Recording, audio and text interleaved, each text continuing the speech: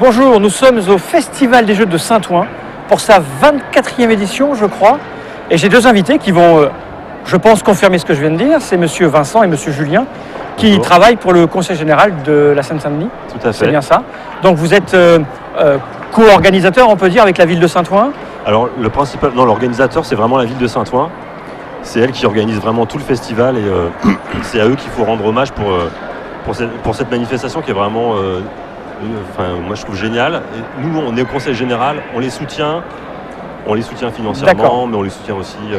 Ce qui est important, parce Ouais. que sans soutien annexe, les choses avancent Voilà. beaucoup plus difficilement. Voilà. Et donc le rôle, votre rôle à vous, en tant que vous êtes au loisir et sportif, c'est ça? Alors nous, on est au service du sport et des loisirs. D'accord. Et on s'occupe des actions éducatives. Julien, moi et d'autres collègues. Et notre rôle, c'est effectivement sur la question du jeu. Nous, on s'est saisi de cette question il y a à peu près une dizaine d'années, justement en découvrant le Festival du jeu. Elle nous paraît, on a découvert cet univers, déjà cette manifestation qui est vraiment hyper importante et qui rayonne sur tout le territoire de la Seine-Saint-Denis et c'est pour ça qu'on la soutient. Et puis ensuite, on a découvert d'autres personnalités importantes en Seine-Saint-Denis sur la question du jeu. La ludothèque de Montreuil, de Trois-Soleils avec Catherine Watine, la ludothèque des enfants du jeu à Saint-Denis avec Nadège Berbuche. Et puis de fil en aiguille, on a découvert d'autres personnes qui pouvaient venir nous rejoindre pour construire un réseau du jeu. Et c'est à partir de là qu'ensemble, avec tous ces gens-là, qu'on a construit une politique publique départementale sur le jeu. Donc aujourd'hui, c'est le Festival du jeu, c'est une partie de cette politique, c'est la partie événementielle, on va dire, celle qui donne à voir, celle qui fait la promotion du jeu. Puis après, il y a tout un travail de fond qu'on mène tout au long de l'année avec les autres partenaires du réseau. Alors, j'entends bien l'idée du réseau et du rayonnement régional, départemental, etc. Mais vous êtes conscient que le Festival de Saint-Ouen rayonne au-delà de la région, simplement? C'est un truc que vous avez pris en considération? Ou c'est important pour vous, pas important? On sait qu'il y a une résonance nationale, ouais. Après, nous, on n'en a pas tout à fait conscience parce qu'on est, comme le disait Vincent, surtout partenaire financier et puis partenaire de travail également. Mais effectivement, nous, ce festival, il nous paraît important, au moins au niveau départemental, parce que cette dimension événementielle elle a quand même un intérêt fort pour notre politique. Et notamment pour les centres de loisirs, puisqu'il y a une semaine qui est réservée à l'accueil des centres. Et nous, le cœur de notre politique autour du jeu au départ, c'était de soutenir et d'aider les villes à qualifier leurs pratiques professionnelles en direction de l'enfance. Donc on organise un autre aspect de notre travail de réseau, c'est l'organisation de rencontres professionnelles, où on fait intervenir des psychanalystes, des sociologues, pour travailler sur les questions théoriques autour du jeu, autour du développement de l'enfant. On organise également des rendez-vous qui sont consacrés à la transmission des règles ou à l'aménagement de l'espace pour permettre aux enfants de jouer le mieux possible. Après, donc ça c'est le cœur de métier. Et puis depuis quelques années, notre travail s'est développé vers de nouveaux publics, notamment les publics qui travaillent avec la petite enfance, donc les crèches, les centres de protection maternelle et infantile, les PMI. Et puis récemment, dans les collèges également, on soutient, notamment à Saint-Ouen, des activités sur le temps, ce qu'on appelle la pause méridienne, entre midi et 2, donc des activités jeux, des ateliers jeux dans les collèges. Donc il y a quand même une dynamique sur le département qui est portée par nous, par la ville de Saint-Ouen, mais aussi par d'autres acteurs associatifs. Et au fur et à mesure qu'on développe notre action, on en découvre de nouveaux, des petites ludothèques associatives, des villes qui interviennent également sur le jeu. Donc voilà. Donc il y a une vraie politique d'utiliser le ludique, le jeu, comme outil transversal pour s'implanter dans tout un tas de secteurs citoyens, politiques, etc., pour aider à apprendre des choses. C'est venu d'où ça? En fait, notre point de départ, nous, c'est l'éducatif, et surtout dans le champ du sport et des loisirs. Et le jeu, justement, c'est un domaine intéressant parce que je pense qu'il peut marier les deux. En tout cas, sur le champ du loisir, c'est évident. Et nous, c'est notre porte d'entrée. C'est comment est-ce qu'à partir du jeu, on peut qualifier l'offre éducative en direction des enfants, quel que soit l'espace dans lequel ils se trouvent. Donc effectivement, que ce soit dans les centres de loisirs, pendant les temps de vacances, sur les animations pendant l'été, dans le cadre scolaire, primaire, collège. Donc notre porte d'entrée c'était ça, et c'était se saisir du jeu, et en plus du jeu tel qu'il est défendu ici dans le cadre de ce festival, c'est-à-dire le jeu libre. C'est important, je crois, ça. Ah, c'est super c'est important important pour nous, ouais. Parce que en fait, le jeu, on a l'impression, enfin, il est partout, hein, de plus en plus. On parle de gamification, même Exact. y compris dans le cadre du travail, etc. Donc, on a l'impression que c'est quelque chose qu'on connaît, qui nous accompagne et sur lequel finalement qu'on re-questionne plus, qu'on n'interroge plus. Et nous, ce qui nous a intéressé avec le festival et avec les partenaires qu'il y avait autour, les ludothèques notamment, les grosses ludothèques en Seine-Saint-Denis, donc 1, 2, 3 Soleil et les enfants du jeu, c'était de re-questionner cette histoire du jeu, cette place du jeu. Et nous, on défend effectivement le jeu libre.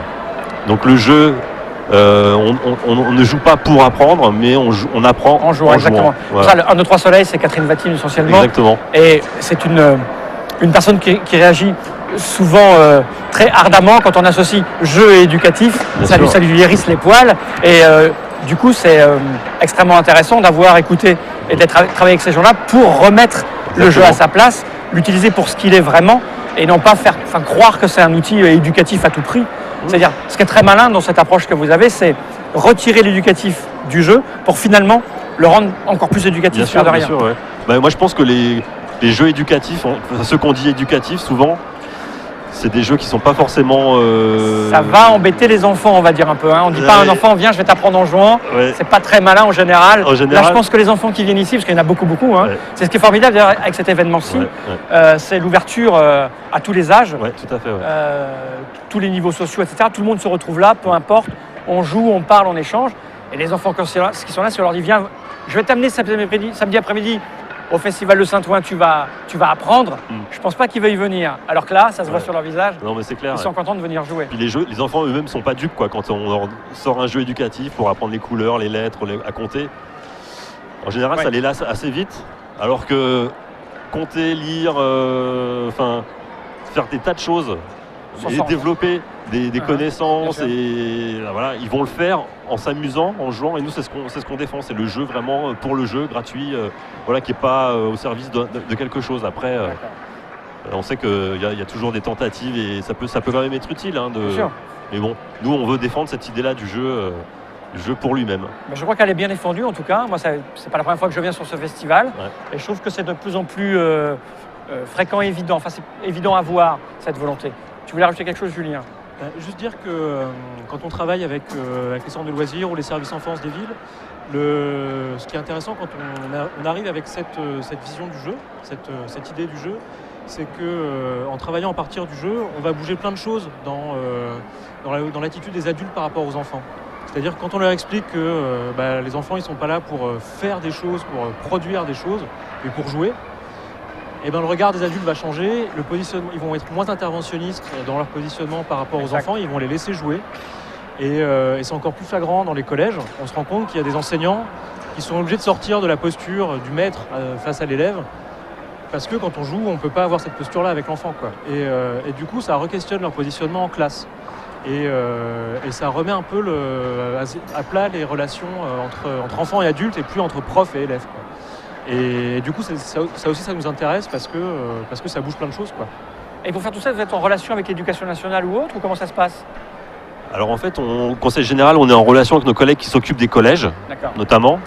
On est en relation avec les collègues qui s'occupent de la petite enfance, donc des crèches, la protection maternelle et infantile, et effectivement avec l'éducation nationale. Mais c'est vrai qu'avec l'éducation nationale, on a des contacts, on va dire, assez sporadiques. D'accord. Pour l'instant, c'est une idée, le jeu qui n'est pas encore complètement partagé par l'éducation nationale, ou alors si, la version jeu éducatif, Bien sûr, entre bien sûr. guillemets, voilà. Mais pour autant, on a quand même dans les collèges des professeurs qui se servent du jeu. Mais par exemple, on a des profs de maths dans un collège à Montreuil qui font des séances de jeu, mais pas des jeux mathématiques, Bien sûr. mais du jeu, voilà. Ouais, dans lequel il y a forcément un petit peu de maths caché Bon. dans l'optimisation de ses coûts, etc. L'air de Par rien. exemple. La gestion de ses ressources. Par exemple, Il y a un peu de maths.